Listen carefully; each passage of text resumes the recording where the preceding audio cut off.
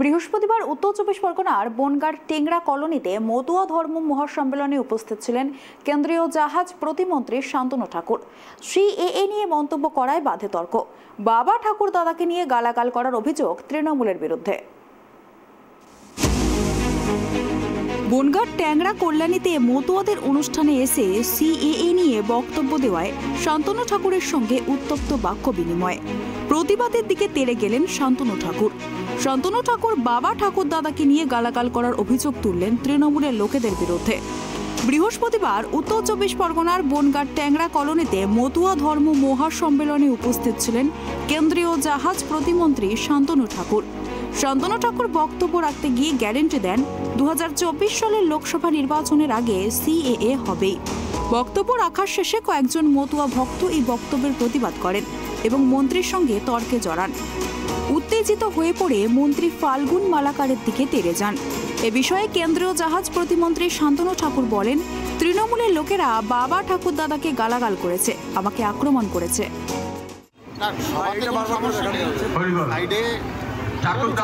লোকজন ছিল তাদের ভালো লাগেনি যে কথা বলেছি, সেটা অ্যাটাক তো হবেই। বাপ মা তুলে গালাগালি হয়েছে, অ্যাটাক করার চেষ্টা করেছে কিন্তু অ্যাটাক করে ওরা কি করবে? আমি নামটা ঠিক বলতে পারবো না, এখানে আছে টিএমসির কিছু সদস্য।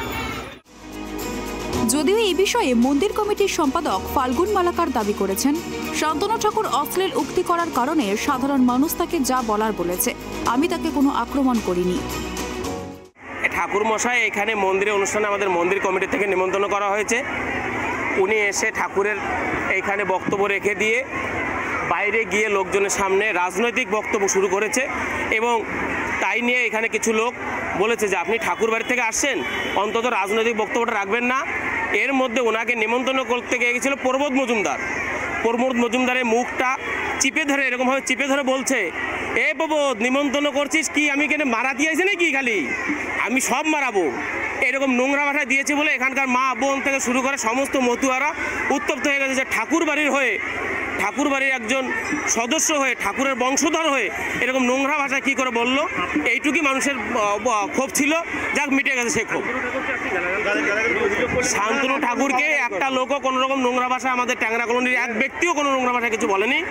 ঠাকুর মশাইয়ের মুখের থেকে ওই একটা ভাষাই খারাপ গিয়েছে, যে ও পর্বত এ নাকি আমি মারা দিয়েছি নাকি, এই ভাষাটা ঠাকুর মশাই থেকে বলেছে এবং বলেছে আমি পিয়ার ঠাকুরের নাতি, তারপরে এই নোংরা ভাষাটা ছেড়েছে। এ আর বলা যাচ্ছে না। যা হোক, আমাদের মন্দিরের এখন অনুষ্ঠান শুরু হবে, সুন্দরভাবে হোক।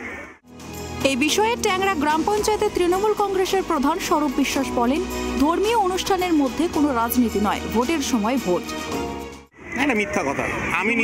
আমি ট্যাংরা পঞ্চায়েতের প্রধান স্বরূপ বিশ্বাস। আমি সিএম এর প্রোগ্রাম থেকে আসলাম, আমি এখানে নিমন্ত্রিত, দুদিন ছিলাম, সকালবেলাও ছিলাম, কিন্তু এসেই দেখছি একটা ঝামেলা হচ্ছে। জিজ্ঞাসা করলাম কি হয়েছে, বললো যে একটা বাজে ভাষা দিয়েছে। মানুষের এটাই ক্ষোভ যে ঠাকুর বাড়ির মানুষ, আর এখানে ট্যাংরা হরি মন্দিরের এলাকার মধ্যে সব থেকে বড় প্রোগ্রাম হয়, সেই প্রোগ্রামে এসে উনি যে ধরনের ভাষা ব্যবহার করেছে, তাতে আমি দেখেছি এলাকার যারা মতুয়া তারা একটু ক্ষিপ্ত হয়েছে। বাকি কিছু রাজনৈতিক কোনো ব্যাপার না, মিথ্যা। ট্যাংরাতে এরকম রাজনীতি হয় না। ট্যাংরা পঞ্চায়েত এরিয়ায় এই রাজনীতি কোনোদিন হয় না, আগামী দিনেও হবে না। এখানে সবাই একত্রিতভাবে সমস্ত দুটো প্রোগ্রাম করে, এখানে হরি মন্দিরের প্রোগ্রাম এবং কৃষ্ণ মন্দিরের প্রোগ্রাম। বাকি ভোটের সময় ভোট, বাকি কোনো সময় রাজনীতি থাকে না। এটা ট্যাংরার ঐতিহ্য।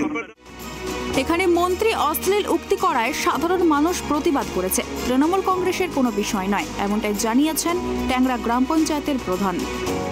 উত্তর চব্বিশ পরগনা থেকে তন্ময় কুণ্ডুর রিপোর্ট, ট্রাইব টিভি।